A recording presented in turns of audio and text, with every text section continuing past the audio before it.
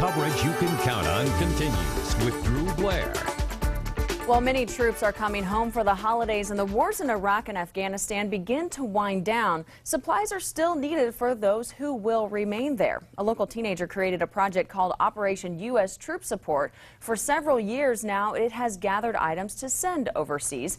And that young woman is here with me now. She is Allison Mansfield. Good to see you again. Good to see you. Thanks for having me. You are getting ready for your 4th year. You've probably got this down to a science by now. What items are you collecting to send overseas? Well, the same items as in previous years, toiletries, snacks, wool socks to send the troops overseas, and several other items. But the greatest need right now is monetary donations to help defray those expensive shipping costs overseas. That's the worst part, huh? It's just, it's not hard collecting the actual items, it's just getting it there. Yeah, you know, it varies a lot, but a large box could range anywhere from $30 to $80 to send overseas, depending on what you're shipping and where you're sending it. So the monetary donations are always needed. So and you're not just sending a few of them. No. So with the troops starting to come home, do you know exactly where you're going to be sending these? You know, even with the drawdown of troops, there's still going to be a significant presence overseas in Afghanistan and other places, so definitely there.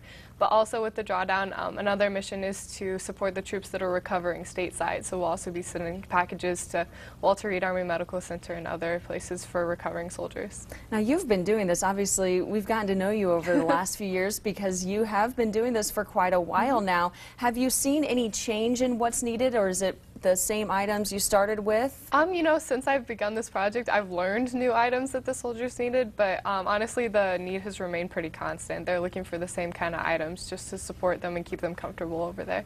And I would say about, what, 67,000 items is what I've told you've collected. That is very impressive. It says something about the community you're working in. It really does. The Fort Wayne community has been so generous in helping me accomplish to the size this project has been. You know, local community members and groups, churches, organizations, BioLife, the VFW, Girl Scouts, they've all been extremely helpful in this project, so I really appreciate that. What has this meant to you to be a part of something that's really grown to be quite an effort? Well, one, it's really exciting for me because, you know, numbers like 67,000 items, it shows how widespread the project's been and how many soldiers it's impacted. So that's really exciting, and also it's been a pleasure to work with the Fort Wayne community because they're just so generous and so supportive. All right, so how can we help? Well, you can help by monetary donations or donations of items like you see over here. There are 4 drop-off locations right now. One is Copy Solutions, the Southwest Allen County Administration Building, the office of Dr.